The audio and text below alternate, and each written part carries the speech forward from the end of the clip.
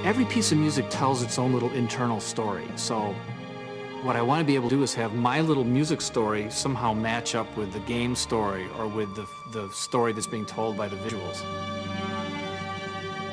It's a different kind of story than I think you usually encounter in video games. Usually it's a story of a hero who gets stronger and stronger and ultimately defeats this much more powerful foe. The really hard thing about the story is there's so many different ways to tell a story. There's so many different good stories. Telling a story in a game is different than telling a story in a book because a huge part of the story of a game is just leaning flavor to the times when you're playing it, so that when you're driving around a Warthog with the Marine hanging out the side door and the guy in the back with the chain gun, that you believe that you're on this, alien artifact called Halo circling a gas giant light years away from Earth, and it's context. I guess that's the best way to say it. Don't expect a big welcome. Covenant wiped most of them out before they hit the ground. Well, our characters have flaws. They're not perfect heroes. And really, Halo's story is one about salvation. It's a story of warriors with not a lot of options who have their backs up against the wall and ultimately are trying to set themselves free. Yeah, I don't know if we're crazy or stupid or we just like good stories or what, but we certainly worry about that a lot more than you might think we'd have to in a game that's mostly just about action and about not thinking. This process began with the end of Halo and realizing all the stuff that we had left out. This is it, baby. Hold me.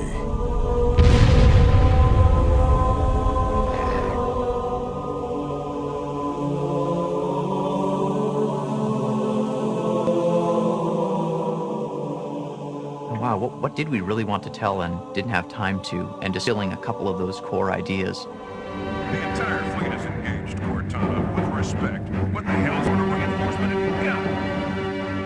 you got? Jason locked himself in a room for a while and organized his core ideas, and then came to me and said, hey, these are my thoughts about a story for Halo 2. What do you think? And approached other people as well. It's not about making it complex, and it's not about playing movies for 2 hours between every 5 minutes of gameplay, but the more you can allow somebody to believe instead of sitting in their living room at 2 a.m. trying to finish some stupid video game. There was this scene which will go down in the untold lore of Bungie, which Miranda strapped a bomb to the Master Chief's back and shoved him down a hole, and it was this horrible scene of betrayal, and Jason was going through a rather difficult breakup at the time. I think that might have had something to do with it.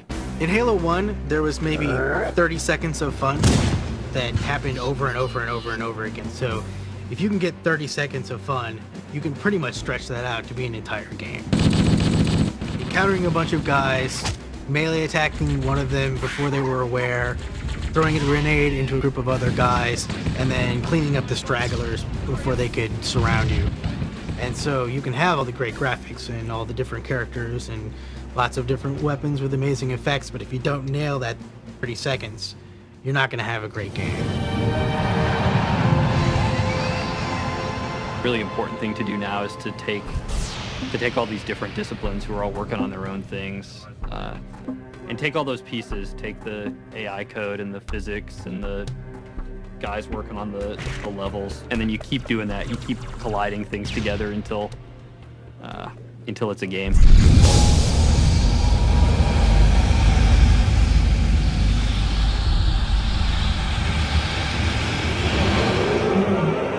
Animation is what brings our whole game to life nowadays. What we are doing now for animation is so much more in-depth. We're bringing so much more character to each one of the entities in our game. You have to realize that the character is going to run around that environment, look at it all over the place, up and down.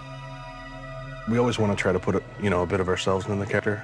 It's at least what I'm trying to do with the Brood as well.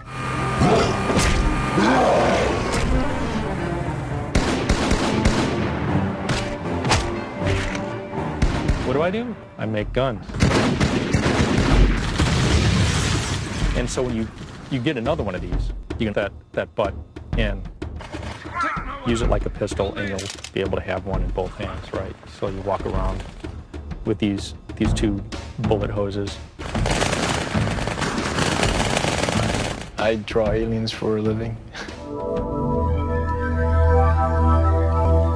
Storyline from what we've read and what Joe and Jason have come up with is really involving, and there's a lot of twists in there, and I can't wait to see all the work they've done, put it in the game and play it at the end of the game. It's gonna be awesome.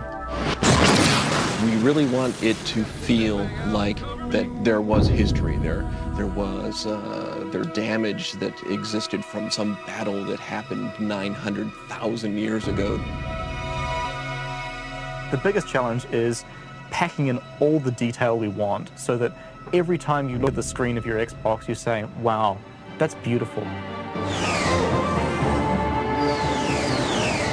I guess we're sort of feeding off each other, so it's a really creative group of people that trust each other. We are the most cynical people. Like, we are the jaded crowd who, if a game doesn't entertain us in 5 minutes, we stop playing it. Take the player from the ruins of Halo to these ancient Forerunner facilities in the atmospheres of gas giants. It's sort of a galactic romp from one place to the next, and I think that in of itself is going to keep the player on the edge of his seat, wondering, where am I going to be, and what do I have to do when I get there?